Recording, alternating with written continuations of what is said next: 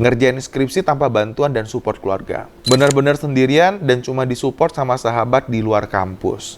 Ketika kakak kandung dan saudara-saudara yang lain ngerjain skripsi pakai calo, waduh, dan nyogok dosen biar bisa sidang, giliran aku ngerjain semuanya 100.000% dinulis tanpa support orang tua, wawancara orang, itu jalan kaki demi hemat ongkos. Bahkan sampai sidang skripsi dan wisuda, keluarga masih saling ribut dan endingnya S1-ku benar-benar hamba rasanya.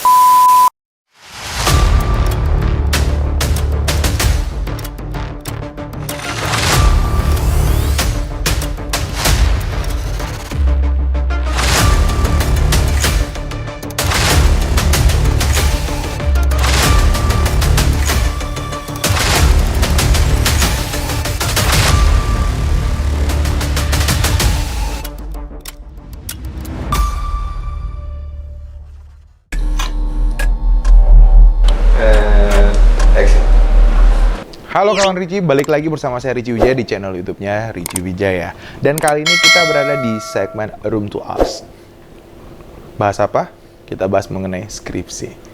Biasanya, mahasiswa tingkat akhir di beberapa universitas atau di beberapa program studi memiliki tugas akhirnya berupa penyusunan skripsi. Banyak yang mengeluhkan, susah sekali untuk bisa lulus hanya karena skripsinya nggak kelar.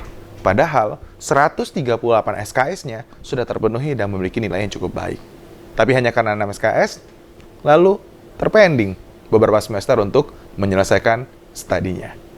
Seberapa sulit sih skripsi menurut teman-teman? Coba kita cek. Sebelumnya saya pernah menyampaikan pertanyaan ini lewat IG story-nya saya. Namun cukup menarik ya, ada beberapa keluh kesah, ada juga yang mencoba untuk menyampaikan bahwa skripsi itu so easy. Kita cek satu-satu. Nah, pertama, ada yang menyampaikan kepada saya terkait dengan, Pak, manage diri sendiri yang susah untuk konsisten ngerjain per bab plus input data. Konsistensi. Kenapa? Ketika, ini biasanya ya, mahasiswa diberikan revisi, muncul rasa malas untuk menyelesaikan revisiannya. Atau ketika mahasiswa sudah semangat nih, menyelesaikan bab 1, bab 2, bab 3. Tapi ketika mulai masuk ke dalam penginputan data, karena tadi nggak ada basic ataupun mungkin terkait dengan kemampuan pengolahan datanya kurang, sehingga mentok. Ditinggallah tuh skripsinya.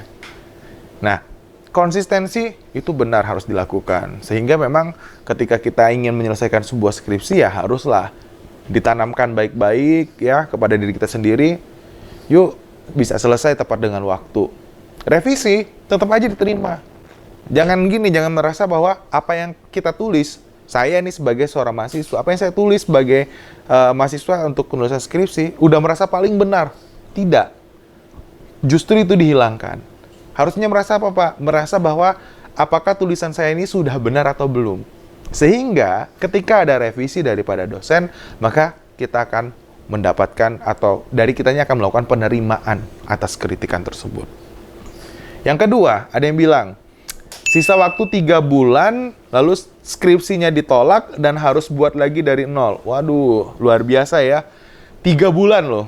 Saya jadi ingat cerita mengenai saya sendiri gitu, terkait dengan penolakan skripsi. Waktu itu, jadi kalau di saya dulu, semester akhir itu kita tinggal skripsi sama Kukerta atau KKN. Nah, sebelum nanti aktif di KKN di sebuah desa, maka kita harus, kalau saya kemarin targetnya adalah menyelesaikan terlebih dahulu sampai dengan sidang proposal. Jadi ada 2 kali sidang, ada sidang proposal sama dengan sidang akhir. Nah, pada saat pengajuan judul sama pembimbing pertama oke, nggak ada masalah dan sebagainya. H- berapa minggu ya? Saya lupa, H-7 hari atau 14 hari, sekitar itu ya. Saya menyampaikan kepada pembimbing yang kedua, lalu ketika saya mencoba untuk mendesak, nah ini sekali lagi, ini sebenarnya nggak boleh dilakukan teman-teman. Saya bertanya, Bu, ini bagaimana? Akhirnya saya mendapatkan revisi, ya revisinya adalah ganti judul. Persis sama. Tapi bukan 3 bulan jatuh tempo untuk harus selesai, bukan. Tapi waktu itu berapa minggu untuk sidang untuk supaya bisa daftar sidang seminar sebelum kami berangkat untuk mengikuti kegiatan KKN.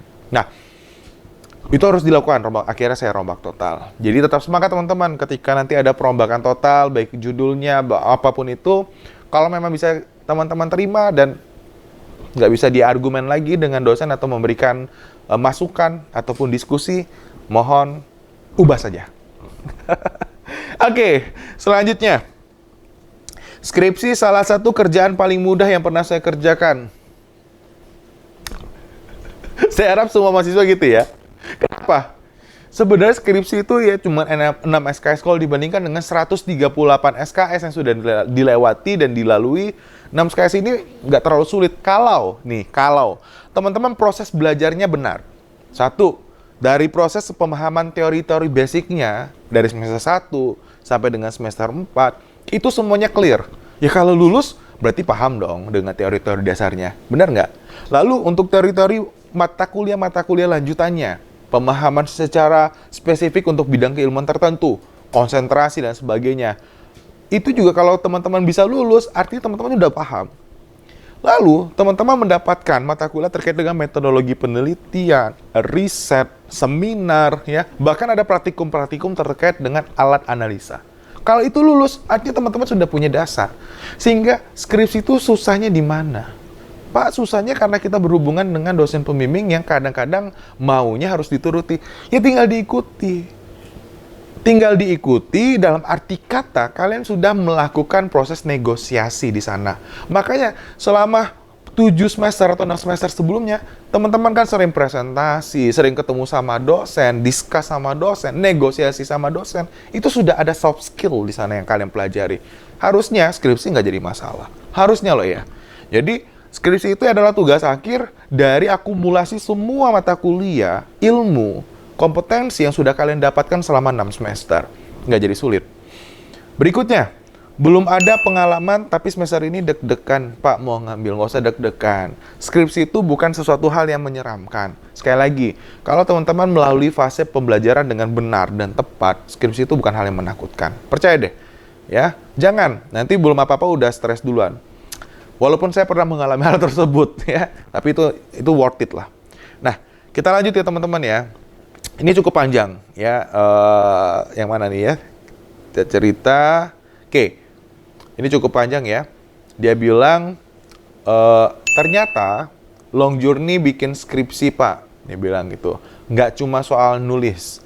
Tapi ternyata melibatkan proses inner journey buat saya. Karena topiknya juga relatable sama saya pribadi. Bukan ke dosennya. Ternyata lebih ke diri sendiri bagaimana mengelola energi dan waktu. Saya nggak nyangka harus nambah semester karena sempat sakit dan harus fokus sembuh dulu. Waduh, sama nih. Waktu S2, tesis, nih sedikit cerita ya sebelum saya lanjut. S2, waktu saya mengerjakan tesis, itu saya harusnya bisa sidang pas di akhir semester ketiga. Jadi saya lulusnya itu 3 semester. Tapi hanya karena ketika sudah mau daftar sidang, mau ACC untuk seluruh bab ya, untuk tesis tersebut, dosen pembimbing saya bilang, kayaknya metodologinya harus diganti deh, Mas. Dadah. Oh, ya, saya declare ya. Saya S1 sama S2 untuk proses analisanya, pengujian menggunakan alat statistiknya itu semua saya kerjakan sendiri. Jadi saya belajar, saya beli bukunya, saya beli dulu ada softwarenya, saya tonton di YouTube bagaimana cara melakukan pengujian dan sebagainya. Itu saya lakukan sendiri. Sehingga ketika diminta metodenya dirubah, berarti saya harus mengalami proses pembelajaran balik lagi. Mempelajari metodenya, mempelajari nanti kalau kemungkinan A, kemungkinan B, dan sebagainya. Itu yang saya lakukan. Akhirnya, saya sakit. Nggak jadi daftarnya semester depan.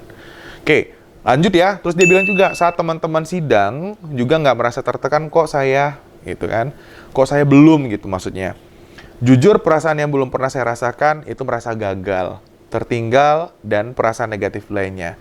Dari proses ini, saya belajar karena memang sudah ikhlas dan mindful ternyata ada hal yang nggak sesuai rencana.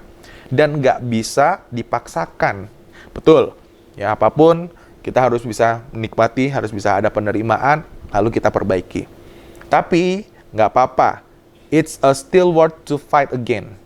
saya dan teman-teman lain yang belum semoga bisa lanjut skripsi dan menyelesaikan apa yang telah kami mulai. Good fighting. Semangat ya teman-teman yang sedang skripsi untuk semester ini. Ini yang terakhir. Enggak ding. Ada 2 lagi ya. Dia bilang apa? Lebih ke manage diri sendiri, gimana kita bisa konsisten ngerjain skripsi. Justru dapat dospen dan penguji yang alhamdulillah kenal dekat, jadi aman deh.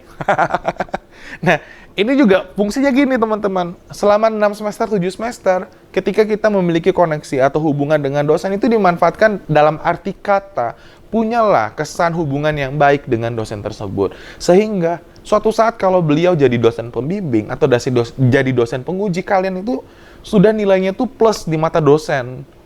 Kalau selama proses pembelajaran, kalian sudah mendapatkan kesan negatif, ketika sidang ataupun ketika bimbingan, aduh semuanya akan susah. Percaya deh. Nah, sehingga ini untuk mahasiswa yang masih baru, nikmati prosesnya, itu benar, tetapi harus jaga. Ya, jaga banyak hal. Ini yang terakhir nih, dia bilang, jatuh bangun banget ngerjain skripsi demi dapat status sarjana dengan gelar yang sudah dimimpikan dari zaman SMA. Ngerjain skripsi tanpa bantuan dan support keluarga. Wah, luar biasa ya. Benar-benar sendirian dan cuma disupport sama sahabat di luar kampus. Ketika kakak kandung dan saudara-saudara yang lain ngerjain skripsi pakai calo, waduh, jangan sampai ya. Dan nyogok dosen biar bisa sidang. Giliran aku ngerjain semuanya 100.000% dinulis tanpa support orang tua dan cuman sahabat dari HP doang. Wawancara orang itu jalan kaki demi hemat ongkos. Bahkan sampai sidang skripsi dan wisuda, keluarga masih saling ribut dan endingnya S1-ku benar-benar hamba rasanya. Waduh, sorry ya untuk cerita ini, tapi saya harap yang menulis ini semangat tetap. Ini adalah pembelajaran hidup yang luar biasa dan pasti akan membuahkan hasil yang luar biasa nanti suatu saat. Hahaha, ada hahanya. Tapi ngomongnya gini setelah itu, mau nangis sih inget itu, pasti. Saya juga kalau ingat memori-memori yang seperti ini pasti akan sedih ya. But it's okay. Aku sangat cinta dengan sebuah proses. Good. Proseslah yang merubah semua pikiranku untuk lebih positif dalam memperjuangkan sebuah mimpi. Walau nggak dapat support dari keluarga. Doakan S2-ku lancar-lancar ya mas. Oh, siap. Pasti lancar ya. Insya Allah semuanya akan berjalan dengan baik karena sudah melewatkan satu fase yang luar biasa. Kita akan menjadi kuat ketika kita berusaha sendiri, bukan karena dari orang lain. Nah, teman-teman semua, skripsi sekali lagi, kita mau curhatan skripsi mungkin nanti banyak ya. Boleh dong, sambil tinggalkan komentar kalian di channel YouTube ini, di konten ini, kira-kira apa sih pengalaman skripsi yang paling menyebalkan atau paling mengembirakan, atau hal-hal yang sekiranya ini biasa terjadi kok untuk mahasiswa akhir. Nah, teman-teman semuanya, untuk yang hari ini atau yang saat ini sedang mengambil mata kuliah untuk skripsi atau semester akhirnya, semangat untuk memperjuangkan karya tulisnya. Yang paling penting satu, jangan plagiat. Karena ketika kalian melakukan tersebut, maka nilai akademisi kalian semuanya runtuh. Gelar kalian tidak akan tercapai. Baik teman-teman, sekian untuk Room to Ask hari ini. Semoga teman-teman di luar sana yang sedang meniti karir atau sedang kuliah, tetap semangat untuk kuliah dan karirnya. Semoga apa yang diinginkan, yang dicita-citakan, semuanya dapat terwujud. Tetap jaga kesehatan, karena ketika kita sehat, maka kita bisa melakukan banyak hal. Ketemu lagi dengan saya di segmen berikutnya. Jangan lupa klik like dan juga share ke teman-teman ataupun saudara kalau menurut teman-teman konten ini sangat bermanfaat. Oh iya, subscribe sekarang juga. Saya pamit undur diri. Wassalamualaikum warahmatullahi wabarakatuh.